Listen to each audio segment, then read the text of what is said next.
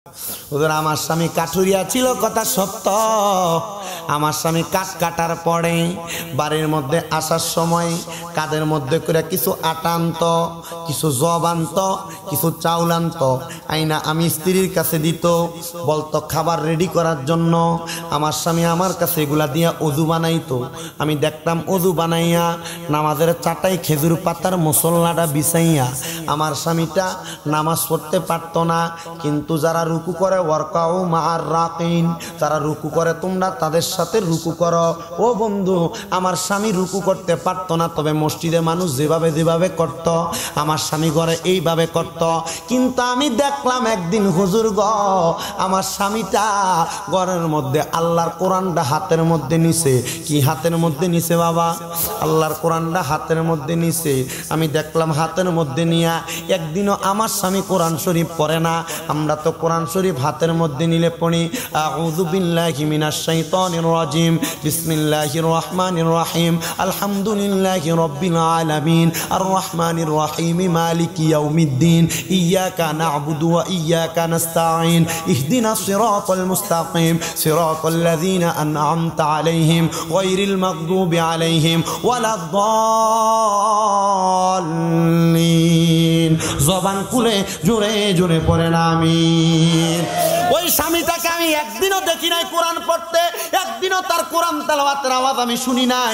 ও মহিলা, তাইলে তোমার স্বামী কোরআন শরীফ তেলাওয়াত করতো না? কি করত? বলে হুজুর আমার স্বামীটা আল্লাহর কোরআনটা হাতের মধ্যে নিয়া আমি তাকে দেখলাম আমার স্বামীর এই চোখের মণিকোটাটার মধ্য দিয়া আমার স্বামীর চোখের কোণাটা দিয়া চোখের পানি টপ টপ টপ টপ করে বায়া বায়া পড়ে। আমি তাকে দেখতাম আমার স্বামীর চোখটা বায়া বায়া পানি পড়ে। আমি জিজ্ঞাসা করলাম, ও আমার স্বামী, আপনার কোনো সন্তান দুনিয়াতে নাই, কিন্তু আমি তাকে দেখি আপনি কোরআন শরীফ হাতের মধ্যে নিলে চোখের পানি ছেড়ে দিয়ে কান্না করেন, কেন কান্না করেন আপনি কি একটাবার বলতে পারবেন? স্বামী আমার ডাক দিয়া বলছি, স্ত্রী আমার নসিব নাই, ভাগ্য নাই, আমি কোরআন শরীফ পড়তে পারি না, কিন্তু আমি কোরআনের দিকে তাকায়া তাকায়া তাকায়া তাকায়া তাকায়া তাকায়া চোখের পানিগুলা ফালায়া ফালায়া কান্না করি। স্বামী গো, কান্না করলে লাভটা কি হবে? বলে আমি মসজিদের মধ্যে জুমার নামাজ ইমামকে আলোচনা করতে শুনেছি। আমার ইমাম সাহেব আলোচনার মধ্যে বলেছেন, আমার নবী বলেছে তোমরা যদি কোরআন তেলাওয়াত করো আমল নামার মধ্যে তোমাদেরকে অনেক সওয়াব দেওয়া হবে। আর যদি তোমরা কোরআন তেলাওয়াত না করতে পারো, পারলে কোরআনের দিকে তোমরা তাকিয়ে থাকো, তাকিয়ে থাকলে তোমার আমল নামার মধ্যে সওয়াব দেওয়া হবে। নবীজির একজন অন্ধ সাহাবী হাতটা তুলে কয়, ইয়া রাসূলুল্লাহ, ইয়া হাবিবাল্লাহ, নবী গো আমি তো কোরআন পড়তেও পারতেছি না, আবার আমি তো কোরআনের দিকে তাকাইতেও পারতেছি না। নবী আমি পড়তে না পারলে, তাকাইতে না পারলে সওয়াবটা কেমনে হবে আপনার কাছে জানতে চাই। আমার নবী বলে, এই কোরআনকে বুকের মধ্যে ধারণ করো, বুকের মধ্যে কোরআনের মুহাব্বত ধারণ করো, দেখবা এই মুহাব্বত ধারণ করার কারণে আমার আল্লাহ তুমি বান্দাকে জান্নাত প্রদান করবে। জবান বন্ধ নাই, জোরে জোরে বলেন সুবহানাল্লাহ। বাজানো হবিগঞ্জের মাধবপুরের কাটাবাড়ির ভাই বাবারা, বন্ধুরা, আমার ভাই জনাব মোহাম্মদ আব্দুল করিম মিয়া, এত সুন্দর জান্নাতের বাগান করিম মিয়ার বাড়িতে ইন্তজাম করা হইল।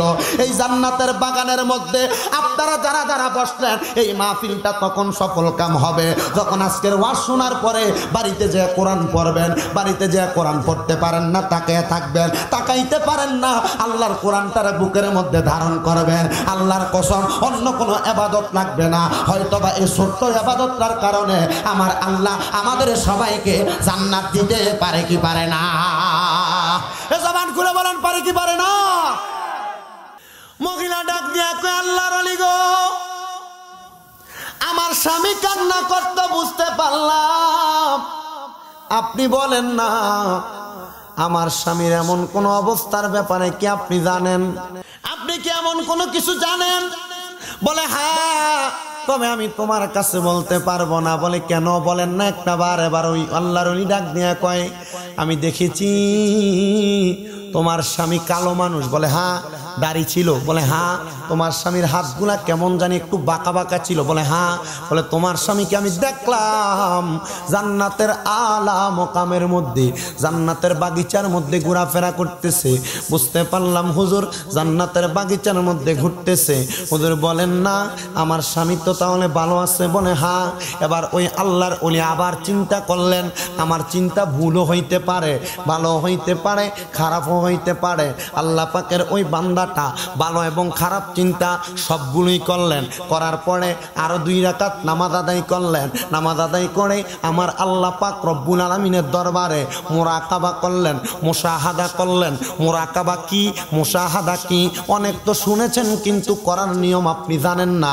মুরাকাবা মুশাহাদা, নামাজ আদায় করে মুরাকাবা মুশাহাদা করার জন্য বেশি বেশি ইস্তেগফার পড়ে আল্লাহর কাছে অধীর ধ্যানে মগ্ন থাকার নাম মুরাকাবা। বলেন নামাজ আদায় করে, ওযু করার পরে নামাজ আদায় করে বেশি বেশি ইস্তেগফার পড়ে আল্লাহর সাথে অধিক ধ্যানে মগ্ন থাকার নাম মুরাকাবা। বলেন অধিক ধ্যানে মগ্ন থাকার নাম।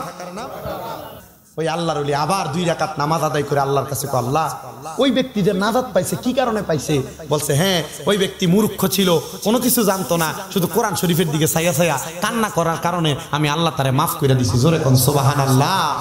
দুনিয়াতে আমরা সবাই মহিলা যারা তারা সবাই আল্লাহর বান্দি, সবাই আল্লাহ পাক রব্বুল আলামিনের ইবাদত করে। কিন্তু দেখবেন আমরার সমাজে চোর আছে না? চুরি করে যারা তাদেরকে আমরা কি বলি? চোর বলি। যারা মহিলা মানুষের মধ্যে চুরি করে তাদেরকে মানুষ সুন্নি কইয়া ডাক দেয়। বন্ধুরে আমার, জাহিলিয়া জামানা, এই জামানার মধ্যে মানুষ ভালো কাজও করবে খারাপ কাজও করবে, কিন্তু ভালো খারাপ কাজ করার পরে কখন কে হেদায়েত হয়ে যায় এটার গ্যারান্টি আমিও দিতে পারি না, আপনিও দিতে পারবেন না। আপনারা মোহাব্বতের আওয়াজে বলবেন রে বাবারা, আমরা সবাই চাইলে আল্লাহ এবং তার রাসূলের পথে চইলা আমরা আল্লাহ এবং তার রাসূলরে খুশি করতে পারবো কিনা? চেষ্টা করলে পারবো না? হ্যাঁ পারবো। ও বন্ধু, দুনিয়ার জমিনের মধ্যে অনেক আল্লাহ পাকের বান্দা দুনিয়াতে চলাফেরা করে, কিন্তু যাদের দুনিয়ার জমিনের মধ্যে শয়তানের ওয়াসওয়াসায় পড়া মানুষের এই জায়গার মাল ওই জায়গায় নিয়ে যায়, চুরি করে, ডাকাইতি করে, মারামারি করে, হামলা করে, রাহাজানি করে, ওই মানুষগুলা হয়তোবা নিজেরাও জানে না এই রাহাজানির কারণে তারা জাহান্নামে যাওয়া লাগবে।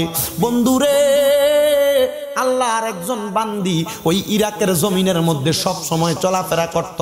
তার মার পরিচয় সে জানতো না, বাবার পরিচয় সে জানতো না, কোনো সন্তান সন্ততিও তার দুনিয়াতে ছিল না। ওই মহিলার কাজ ছিল, তার যখন পেটের ক্ষুধা লাগতো মহিলাটা মানুষের এই জায়গার মাল ওই জায়গায় অথবা চুরি কইরা কইরা সে তার আহার যোগান দিত, সে তার খাবার দাবারের যোগান দিত। এবার একদিন 2 দিন করতে করতে সব জায়গার মধ্যে যখন মহিলাটা চুরি করে, এবার হঠাৎ কইরা আমরা এলাকার ভাষায় কথায় কথায় কিন্তু বলি চোরের 10 দিন গৃহস্থের 1 দিন, কথাটা আছে না নাই? হ্যাঁ রে বাবা আছে।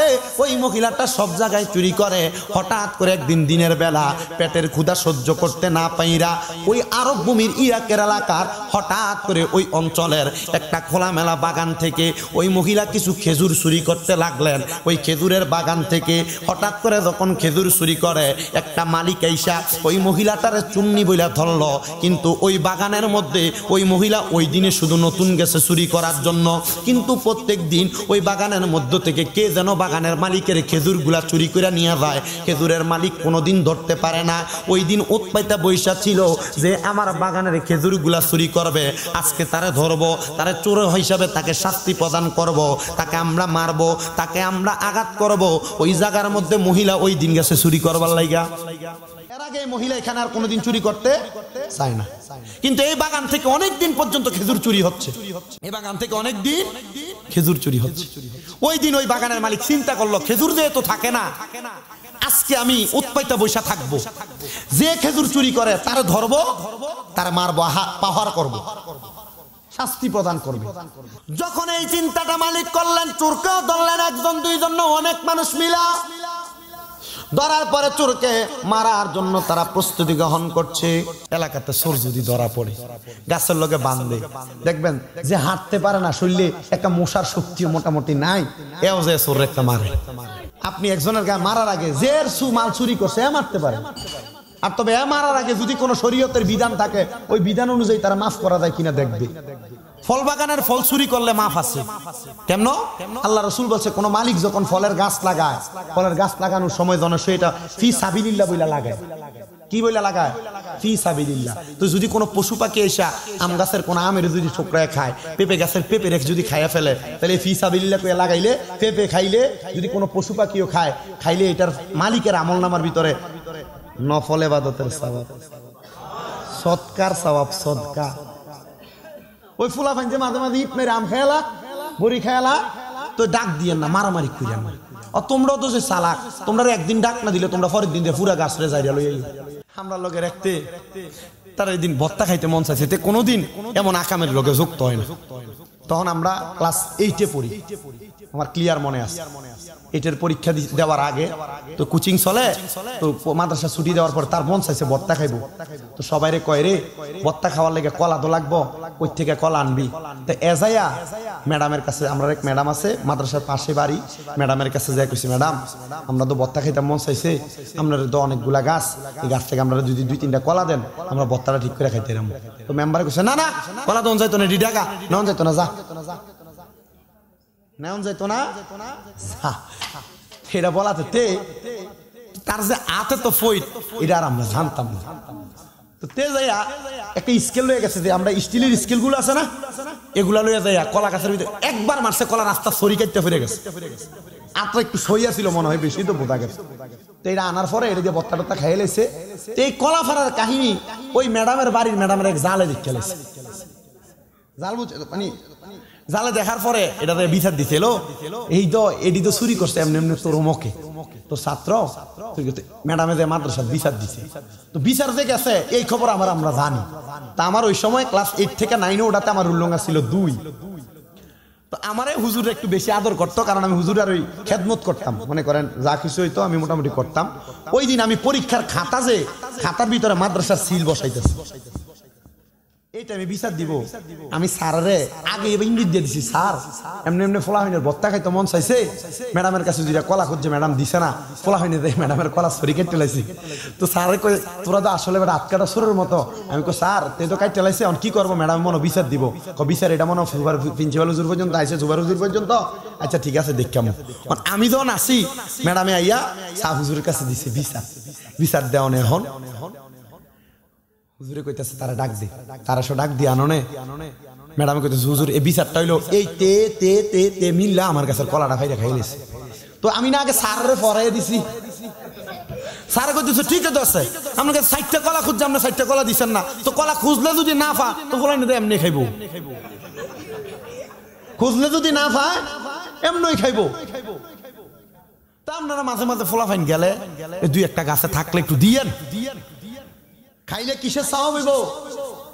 সৎকার সাওয়াব হইব। কোন কিসের সাওয়াব হবে?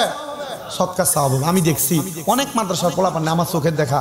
আমার আম্মা আব্বা ছিল একটু করা, আমার মা যদি একটা থেকে একটা অন্যায় কম বেশি হয়ে যেত, যদি দুপুরবেলা ঘুমাইতে যদি একটু দেরি হতো, তাই চোখে মরিচের গুঁড়া গুইল্লা চোখ ঠাস করে মেরে দিচ্ছে আমার আম্মা। তো শাসন করছে বিদা হয়তো আল্লাহ এই পজিশনে রাখছেন, কথা কন না কেন? আমার লাড়কি সেলি দিয়ে ফিরছে, লাড়কি সেলি দুপুরে না ঘুমানোর কারণে, শুধু দুপুর বেলার ঘুমের কারণে ফিরাইছে। তবে হ্যাঁ একটা সত্য কথা, এর শাসনের কারণে আজকে এখানে আল্লাহ আনছে। আমার মা বাপ বইলে দিয়ে যাইতো স্কুলে, আমার দেলোয়ার হুজুর ছিল, আমার যখন মুক্তবে পড়াইতো, অনেক ছোটকালের কথা। উনি আমাদের এলাকাটার খুব সুন্দর গোছায় রাখতো, পোলাপান ডরাইতো, উনি যে রাস্তা দিয়ে যেত পোলাপান এই রাস্তায় থাকতো না।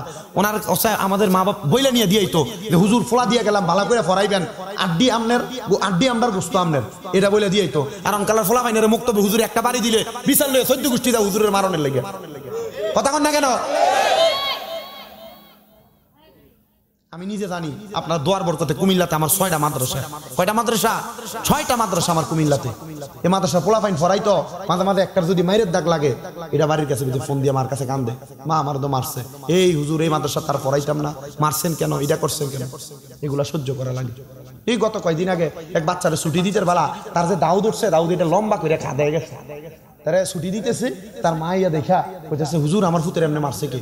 তা আমার যে মাইনুদ্দিন ভাই নামক একজন আছে উনি জিজ্ঞাসা, এই তোরা এমনি মারছে কে? কোন হুজুর মারছে? বারবার কইতেছে হুজুর মারছে না। তা আমি তুই দিঘা আনার পরে দিই তারা এই দিক দিয়ে দাউদের লম্বা দাগ হয়ে রয়েছে, যে দাউদের কারণে তার এই জায়গাটা সোলাই না দেখা যাইতেছে। আমি ভাই তারা মারছে না, দাউদের কারণে সমস্যা। তো এমন এগুলাকে আমাদের মেনটেন করা লাগে। তবে হ্যাঁ, আপনি যতক্ষণ পর্যন্ত উস্তাদদেরকে মায়ের কারণে আপনি বিচার লয়ে যাইবেন, তখন আপনার ফলাফানের পড়ালেখা হবে না। তবে যদি আপনি উস্তাদদের প্রতি সম্মান দেখাইয়া ফোলারে উস্তাদের সন্তান হিসেবে দিয়ে দিতে পারেন, উস্তাদের যেমনে ভাল লাগে পড়াইবো এই দায়িত্ব দিতে পারেন, আমি আর একটা বিশ্বাস অন্তরে আছে, এই সন্তান একজন বড় আলেমী দিন হবে। এই উস্তাদের কাছে পড়ার কারণে এই সন্তান জীবনে কিছু করতে পারবে। কথা বলেন ঠিক না বেটে? আমার করিম ভাইয়ের মাহফিল, এ বাড়িতে মাহফিল, এই জান্নাতের বাগানে অনেকে টাকা পয়সা দিয়ে সহযোগিতা করে। আমি একটা কথা বইলা দিয়া যাই, গোছালু অগোছালু কিছু কথা বলছি, এই কথাগুলো আপনি আপনার দেমাগে রাখবেন। মা বোনকে অনেকগুলা কথা বলছি প্রথমে, এগুলো আপনাদের পরিবার ঠিক করার জন্য রাখবেন। আমি বেশিক্ষণ ওয়াজ করি না, 1 ঘন্টা 10-15-20 মিনিট ওয়াজ করে দিয়া যায়। তবে এই কথা থেকে যদি আপনার কিছু শিক্ষা গ্রহণ করার মনে হয়, আপনি শিক্ষা গ্রহণ করবেন। আপনারা বলেন এভাবে ওয়াজগুলা শুই না, যদি আমাদের সমাজকে পরিবর্তন করতে হয় আমাদের করার দরকার আছে কি নাই? হ্যাঁ বলেন, আছে কি নাই? এজন্য চুরি করা থেকে বিরত থাকার চেষ্টা করবেন। ওই মহিলা অন্য কোনোদিন যায় নাই, হঠাৎ এই দিন গেছে, এই দিনে ধরা পড়ছে। বুঝলা গেছেন ঘটনাটা? এই দিনে ধরা পড়ছে। অল্প কিছুক্ষণ সময় কষ্ট দিচ্ছি, হুজুর কেবলাকে নিয়ে আসে। ওই মহিলা ওই দিন ধরা পড়ার পরে তাকে মারার জন্য অনেক মানুষ হাজির। আর ওই মহিলাটা ওই জায়গার মধ্যে হাজির হওয়ার পরে মহিলাটা চুরি করতো, সবাই জানতো, কিন্তু ওই দিন মহিলাটা ধরা পড়ে গেছে রে বাবারা। এবার ওই মহিলাটা ধরা পড়ার পরে মহিলাকে যখন আঘাত করবে, তারা সিদ্ধান্ত নিল ওই মহিলাটাকে গাছের সঙ্গে বাইন্দা মহিলাটাকে অনেক আঘাত করবে। এমন টাইমে একজন আল্লাহর ওলি ওই মহিলার সামনে দিয়ে যাচ্ছেন, মানুষ তাকে মারবে, হাতটা তুলবে। এমন টাইমে ওই আল্লাহর ওলি জিজ্ঞাসা করে, খামোশ, দাঁড়াও, তোমরা আঘাত করবে না। বলে কেন? বলে এই মহিলাকে কেন তোমরা মারো? হুজুর চুরি করেছে। বলে মহিলাকে কেন মারো? মহিলার এলাকার বাদশাকে, মহিলার এলাকার রাজাকে। বলে অমুক রাজা। বলে তারা না আগে তার হাতটা কাইটা দাও। কেন? বলে ওই বাদশা কি জানে না মহিলা কেন চুরি করে? বলে হুজুর না। মহিলাকে আল্লাহর ওলি জিজ্ঞাসা করে, মহিলা তুমি কেন চুরি করো? হুজুর আমার পেটে খিদা, খাবার নাই, আহার যোগান দিব কোত্থেকে, আমি এই জন্য চুরি করি। এ মা বোনেরা শুনে নেন, পেটের ক্ষুধায় থাকলেও পরের সম্পদে হাত দেওয়া যাবে না, অন্যায়ভাবে কোনো কিছু নেওয়া যাবে না, অন্যায়ভাবে কারোর কোনো কিছু গ্রহণ করা যাবে না। আপনারা বলেন, পেটের মধ্যে ক্ষুধা থাকলে, হাজারো বিপদে থাকলে কারোর সম্পদ চুরি করা যাবে? কারোর কোনো মাল সরানো যাবে? কারোর কাছ থেকে অন্যায়ভাবে টাকা নেওয়া যাবে? নেওয়া যাবে না, নেওয়া যাবে না, নেওয়া যাবে না। এবার ওই মহিলাকে জিজ্ঞাসা করে, তুমি কেন চুরি করতে গেলা? বলে হুজুর আমার পেটের ক্ষুধা, আমি আমার সমস্যার সমাধান করতে পারতেছিলাম না। বলে যেহেতু পারতেছিলা না, শুনে নাও, শুনে নাও, তাহলে এই মহিলার এলাকার রাজা যিনি, তার হাতটাই না কাইটা দাও। বলে কেন গো, কেন তার হাতটা কেটে দিব? বলে বাদশা থাকা অবস্থায় কেন সে চুরি করতে গেল? তার মানে বাদশা তাকে বাইতুল মাল থেকে সহযোগিতা করে নাই, সহযোগিতা না করার কারণে এই জন্য মহিলাটা চুরি করতে আসছে। মহিলাকে সবাই ছেড়ে দিলেন আল্লাহর ওলির কথা অনুযায়ী, কিন্তু বন্ধু ফাফে কিন্তু বাফেরেও ছাড়ে না।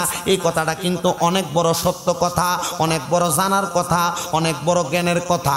ওই মহিলাটা ওই দিন রাত্রবেলা সবাই ছেড়ে না দিছে, তারে তো কেউ খাবার দেয় নাই। মহিলাটা ভাগ্যক্রমে রাত্রে চুরি করার জন্য বাইরে হয়েছে, যে আল্লাহর ওলি কথা বইলা তারে বাঁচাইছে। ওই দিন রাত্রবেলা ওই মহিলা ওই আল্লাহর ওলির ঘরে ঢুকছে চুরি করবার লাগিয়া।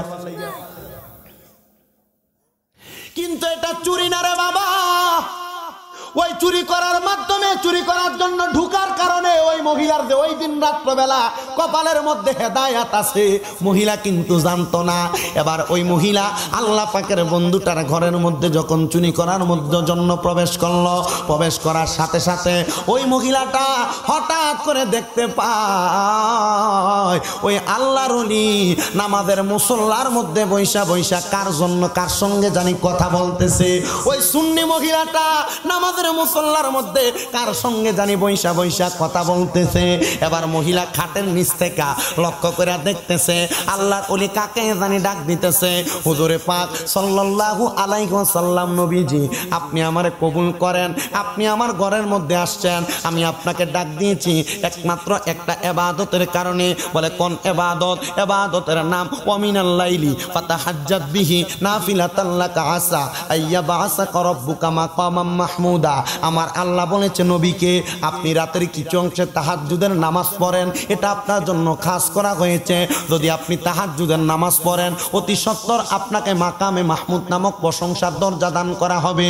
আমার নবী রহমতের নবী আমার ডাক দিয়া কয় আল্লাহ আমি যদি তাহাজ্জুদের নামাজ আদায় করি আপনি আমারে মাকামে মাহমুদ দান করবেন, আর আমার উম্মত যদি পড়ে আপনি আমার উম্মতকে কি দান করবেন? আমার আল্লাহ জানায়া দেয় বন্ধু আমার, হাবিব আমার, দোস্ত আমার, আপনার কোনো উম্মত যদি তাহাজ্জুদের নামাজ পড়ে তার মনের যে আশার কথা বলবে আমার আল্লাহ তার ওই আশা পূরণ করে দিবে। অনেকে আছেন ব্যবসা করেন বরকত হয় না, অনেকে আছেন বিদেশ যাইতে চেষ্টা করেন যাইতে পারেন না, অনেক মা বোন আছেন গর্ভে সন্তান হয় না, ঘরের মধ্যে বরকত হয় না। আপনারা বলে দিয়ে যায় আপনি রাত্রে গভীরে ফজরের নামাজের আগে ওইটা তাহাজ্জুদের নামাজ পড়বেন। অনেকে আছেন নূর নবীকে ঘুমের ঘরে স্বপ্নে একবার দেখতে চান, এই দেখাটা যদি দেখতে চান তাহাজ্জুদের নামাজ আদায় করেন, নামাজ আদায় করে আমার আল্লাহর কাছে কান্না করেন, দেখবেন আপনি আমার নবীকে ঘুমের ঘরে দেখতে পাইবেন। আর ওই আল্লাহর ওলিও ওই জায়গার মধ্যে তাহাজ্জুদ পরে পরে যখন দোয়া করেছে আমার আল্লাহ পাকের পেয়ারা হাবিব আল্লাহর ওলিকে দেখা দিয়েছে। মহিলা খাটের তলা থেকে বাইর হইয়া কয় হুজুর আল্লাহর ওলি আপনি এই জায়গার মধ্যে বসে বসে আপনি কার সঙ্গে কথা বলেছেন? আমি দেখলাম আপনি রসুল বলে বলে ডাক দিতেছেন। এবার আল্লাহর ওলি কয় মহিলা তুমি আমার ঘরের মধ্যে কেন? বলে আমি আপনার ঘরে আসছি চুরি করার জন্য, কিন্তু আপনার প্রেমের হাকিকত আমি দেখে ফেলেছি, আপনি আমার নবীর সঙ্গে কথা বলতেছেন। হুজুর আমি আর চুরি করব না, চুরি করব না। আপনি কেমনে নবীরে দেখছেন আমারে দেখাইয়া দেন। নবী দেখতে চাই, নবী নবী নবী নবী নবী করেন, নবীর পথে চলেন। নবী দেখার জন্য ইবাদতের নাম তাহাজ্জুদের নামাজ। বলেন কিসের নামাজ? তাহাজ্জুদের নামাজ। সালাতুত তাহাজ্জুদের নামাজ পড়বেন, দেখবেন নবী দেখতে পাইবেন। আল্লাহ যেন আমরা কবুল করে কোন আমিন। ওই মহিলা যখন এই কথা বললেন আল্লাহর ওলি কয় মহিলা উজু বানাও। উজু বানাইছি, উজু বানায় ঘরে আইসা ডাক দেখো মহিলা এশারের নামাজ পড়ছো? না পড়ি নাই। এশারের নামাজ পড়ো। পইয়া কয় তুমি তাহাজ্জুদের নামাজ আমার সাথে নিয়ত কইরা পড়ো। মহিলা তাহাজ্জুদের নামাজ পড়ছে। আল্লাহর ওলি কয় তুমি রাসূল বলে ডাক দাও, দেখবা তোমার রাসূল তোমার দেখা দেওয়ার জন্য আসবে। তবে সত্য আর কোনোদিন হারাম খাইবা না? খাইতাম না। হারাম না খাইয়া সত্য ইবাদত কইরা যদি আপনি দুনিয়াতে চলতে পারেন রাসূলের পাকের দিদার আপনি পাবেন। আপনারা বলেন আমরা রাসূলের দিদার চাই কি চাই না? কারা কারা চাই ডান হাত তুলে দেখিয়ে দেন। আল্লাহ যেন একবার জীবনে রসুলের দিদারের ব্যবস্থা করে দেখুন আমিন। আমার ভাই মোহাম্মদ আব্দুল করিম মিয়া সহ এই এলাকার মানুষ যারা মাহফিলটা করাচ্ছেন, এত কষ্ট করে বাড়িতে মাহফিল হচ্ছে, মা বোন যারা শুনছেন, আল্লাহ যেন এই মাহফিলের উসিলায় একবার জীবনে রসুল দেখার ব্যবস্থা করে দেয়। যে মহিলা সারা জীবন চুরি করছে ওই সুন্নি মহিলা যদি এক রাতে তওবা করে রসুলের দিদার পাইতে পারে, আপনারা বলেন আমরা রসুলের উম্মত, আমরা চেষ্টা করলে নবীর দুরূদ আদায় করলে নবীজির কাছে তাহাজ্জুদের নামাজ পড়ে দেখার জন্য আবেদন করলে আমার রসুল আমাদেরকে দেখা দিতে পারে কি পারে না? ওই রসুলকে দেখার জন্য মোহাব্বতের সাথে এখানে যারা বসেছেন আজকের জান্নাতের বাগানে, একটু পরে আজকের মাহফিলের যিনি সম্মানিত প্রধান অতিথি সৈয়দ আবুল কাশেম নুরি পীর সাহেব হুজুর আপনাদেরকে নিয়ে মুনাজাত করবে, নিয়ে আসো মুনাজাত করবে। ওই মাহফিলে মুনাজাতের ভিতরে দোয়া চাওয়ার জন্য, কারোর মা নাই, কারোর বাবা নাই, অথবা নবীর রওজা দেখার জন্য, নবীর দিদার পাওয়ার জন্য একজন মানুষ যদি বলেন হুজুর আগামী বছর মাহফিলটাতে আমি 5,000 টাকা দান করব, তার জন্য খাস করে দোয়া। আরেকটা জিনিস আছে, মনে করেন আপনি একটা ব্যবসা দিবেন, ব্যবসা দেওয়ার আগে এই ব্যবসাটা দেওয়ার পর আপনি কি ভালো করতে পারবেন না খারাপ করতে পারবেন, এটা আপনি ব্যবসা দেওয়ার আগে জানবেন। আপনি দেওয়ার আগে সিস্টেম আছে। মনে করেন আপনি আপনার ছেলেটাকে মেয়েটাকে বিয়ে দিবেন এই ছেলের কাছে, এই ছেলেটা কি ভালো না খারাপ বিয়ে দেওয়ার আগে জানবেন। আপনার ছেলেটাকে বিয়ে করাবেন এই মেয়েটাকে, এই মেয়েটা কি ভালো স্বভাবের না খারাপ স্বভাবের আপনি এটা আগেই জানবেন। কিভাবে? এটা সিস্টেম হলো ইস্তেখারা। আসেনি হুজুর? ইস্তেখারা। ইস্তেখারা করলে আপনাকে এই ইস্তেখারার মধ্যে এলান করে দেওয়া হবে তুমি যেই দিকে কদম বাড়াচ্ছ সেটা ভালো না, আর যদি ভালো হয় বলবে হ্যাঁ এটা ভালো। আপনারা বলেন ভালো খারাপ যাচাইয়ের জন্য এই ইস্তেখারা, মুরাকাবা, মুশাহাদা এই তিনটা কাজ করার দরকার আছে কিনা?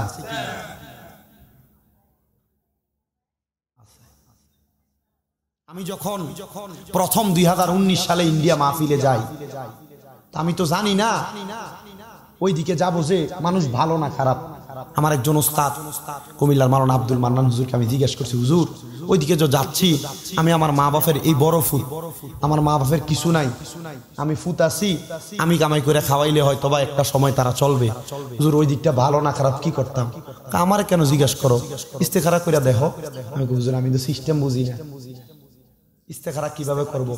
বলছে তুমি হারাম খাবার থেকে বেঁচে থাইকা হালাল খাবার খাইয়া ইবাদত করে আসরের নামাজের পরবর্তী সময় অথবা ফজরের নামাজের আগে একটু তোমার ডান হাতটা তোমার ডান গালের নিচে দিয়া পাটাকে বইটা একটু শোয়ার মতো হইয়া একটু ধ্যান কইরো, যে ধ্যানের ভিতরে হঠাৎ করে বুঝতে পারবা যে দিকটা কি ভালো না খারাপ।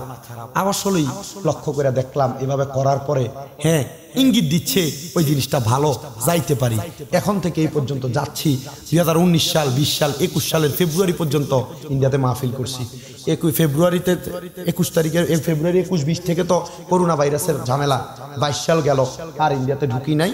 তবুও এই 23 সালের মার্চের 18 তারিখ করে আসছি। আপনারা দোয়া করলে আমি আবার আগামী 19-20 তারিখে ঢুকবো। ভিসার জন্য অ্যাপ্লিকেশন করা, আগামী বৃহস্পতিবার হয়তো ভিসাটা দিবি। এই ইস্তেখারার মাধ্যমে আপনি অনেক কিছু জানতে পারবেন।